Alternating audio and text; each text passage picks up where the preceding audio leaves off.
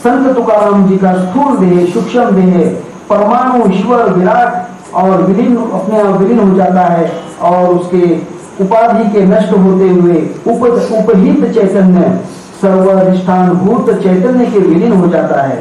सर्वाधिष्ठान भूत चैतन्य के विलीन पूर्ण समस्त विलीन हो जाता है।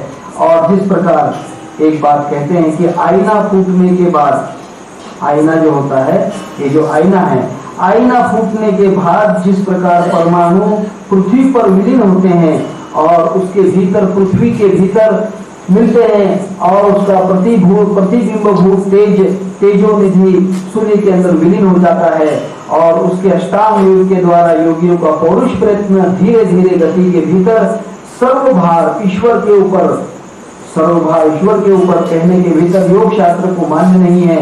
और इस प्रकार उसने कहा है, स्व सामर्थ्य के भीतर अवलंबन रहने वाला भव नदी उसके पार जा सकता नहीं है। इसके कारण उसने कहा है कि ईश्वर रूप नावारी, ईश्वर रूप नाव चलाने वाला और भव नदी के पैल तीर उसके पार निकलने वाला, उसके पार निकाल देता है।